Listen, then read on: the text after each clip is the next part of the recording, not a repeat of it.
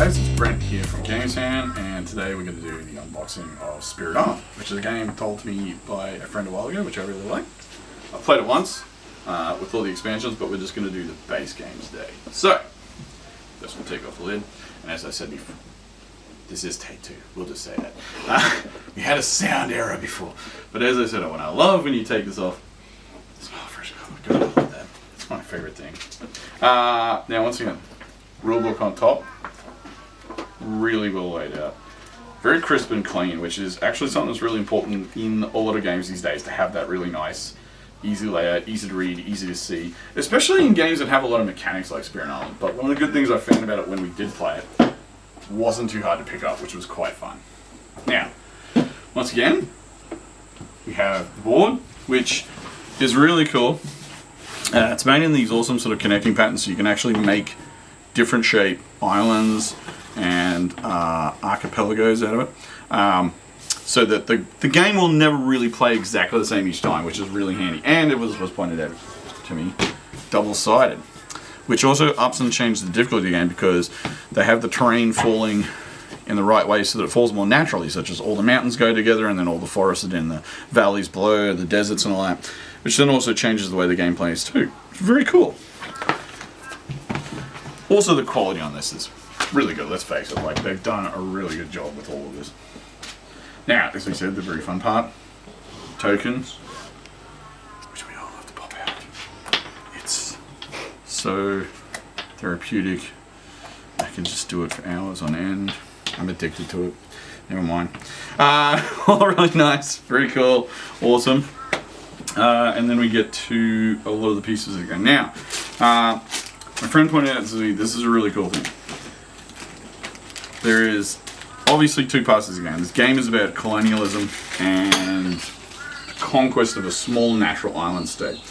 And obviously the spirits of the island are trying to defend and stop it being corrupted by these outside forces. Now, one of the beautiful parts about this is that the actual parts representing the natural order, so like these little village huts and that, which they call Dohan, I believe it is. Was it Dahan? Dahan, yep. The Dahan are all made of wood, along with the other tokens. You can see they're actually nice, beautiful painted wood, which is then, of course, a natural material, while all the invading forces are all made of plastic, so unnatural products which corrupt and taint the island, such as, you know, your little plastic conquistador dudes and their cities and towns.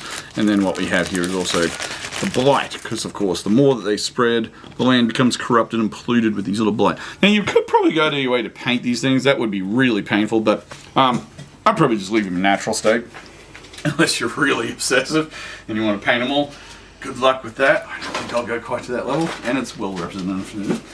As we get to the next level, we've got these great inserts, and then my favorite part, Ziploc bags. Because any one of you who has played these games, you need an excessive amount of Ziploc bags to keep all your stuff nice. So the fact that board game companies like are doing this now, as I said in a previous video, Captain is Dead does it, Spirit Island does it, it's fantastic. I used to have to like have shares in Goliath bags for the amount of them that I needed to buy, Ziploc bags for that thing. And I don't need that anymore, because board game companies are getting smarter. Now we have this lovely fold-out board, which actually is basically a way to track turns and what's happening in the game. It's probably upside down, so I'll switch this around for you. You can see basically the way the phases of the game take place.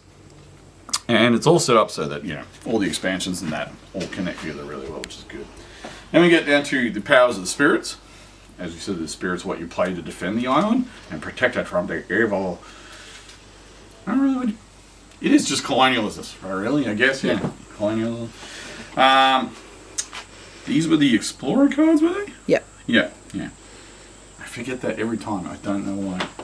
Then the minor power cards. So you got your main powers for your spirits, but then you can delve into the mind power deck to help you do this. The interesting part about this is that a lot of the mechanics of this, once we get into the playthrough video, you'll see, isn't so much about openly fighting it. It's more using your powers in creative ways to manipulate the flow of the game, which is quite fun.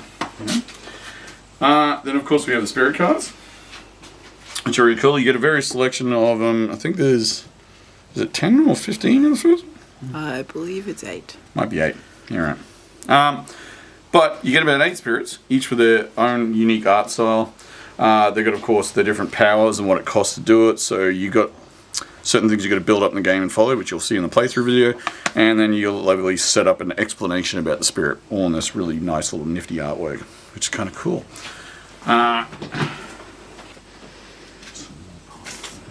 That's your terror level. Fear and all that plays a really big part in this game, and basically you're trying to intimidate the colonialists, not to stick around on your beautiful island, get them to sail back across the sea and go away. And then you essentially have your opponent cards here at the end, which in my previous game I didn't play with, but we played with the expansions. But so that you guys get a really good idea of how this plays, when we do the playthrough video, we are going to use one of the opponents today so that you get to see how it goes. Hopefully we won't lose, because that's kind of depressing when we do a playthrough video and we lose. But you never know, because I haven't actually played with one of the opponents yet. I've just played as it is. But the other 2 people I got playing, who may or may not be in the room at the moment, they're pretty pro at this. I'm the noob, so hopefully we'll look really slick and we'll kick ass, and that will be great. So now you've seen the unboxing. As you can see, there's a lot in here, so for what you pay, you actually get a really good, well-printed, well-supplied stockpile of stuff, including bashes. And yeah, let's actually have a play of this and see what happens.